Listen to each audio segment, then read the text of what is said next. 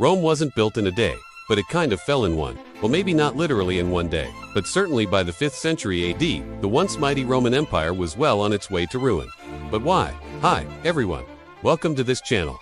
Today, we're looking at the fall of Rome. Now, there has been so much written about the fall of the Western Roman Empire that even scholars are getting a little bit tired of it. But with over 1,000 years between the burning of Rome in 64 AD and the deposition of Romulus Augustulus in 476 AD, the decline and fall of the empire is a complex story. And while there are many contributing factors, here are just a few of the biggest reasons for Rome's fall from glory to ruin. Overextension. Rome had gotten really big, really fast. By the 3rd century AD, the empire stretched from Britain to North Africa, touching modern-day Portugal all the way to Iran, and including a lot of land in between. Managing such a vast territory required a large army to keep everything and everyone in line.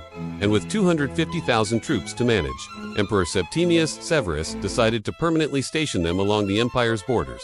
While this might sound like a good idea, it actually created more problems than it solved, because now there weren't enough able-bodied citizens to keep the peace or to carry out the emperor's will. Economic trouble. With an overextended military and an ever-growing bureaucracy, Rome's coffers were being drained faster than they could be filled.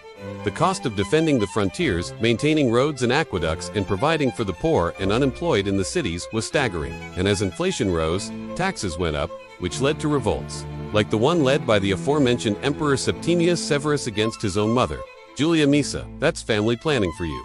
Political instability. Even though the Roman Empire had a relatively stable 2.5 millennium run, there were periods of real turmoil. In the 3rd century alone, there were 29 emperors, many of whom took the throne through coups d'etat or inherited an empire on the verge of civil war. This made for a rather unstable government and gave neighboring kingdoms the opportunity to take advantage of Rome's internal squabbles.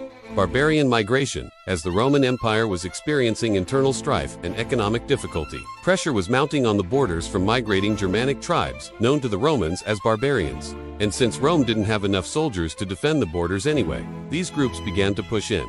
In the 370s, the Goths crossed into Roman territory and settled in the Balkans. Tensions rose, and by 410 AD, the Visigoths sacked Rome itself. For their part, the Goths weren't interested in taking over Rome. They wanted their own land and independence from Rome, but this independence would come at a steep price. Christianity. Some historians point to the rise of Christianity as one of the major causes for Rome's decline. The early Christians were persecuted throughout the empire, which led to the deaths of many early church leaders, including the aforementioned Emperor Nero.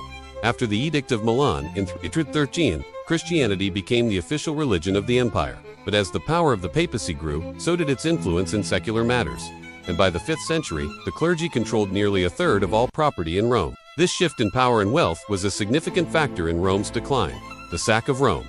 On November 16th, for 10 Gothic force of about 20,000 men, mostly Visigoths, but also including Ostrogoths and other Germanic peoples, attacked and sacked Rome. The sack lasted for 3 days and ended when the Goths withdrew after receiving a ransom, despite having lost thousands of men during the siege. The Roman populace was shocked and horrified by the sack. Sacking a city was one thing, but sacking Rome, the greatest city in the world, was something else entirely. Fall of the Western Empire. By the mid-5th century, the Western Roman Empire was finished.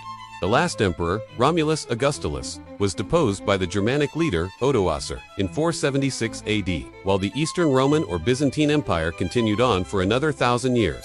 The Western Roman Empire was done. So what do you think? Did you know about all these reasons for Rome's decline? Are there any others you would add? Let us know in the comments below. And don't forget to subscribe for more entertaining history.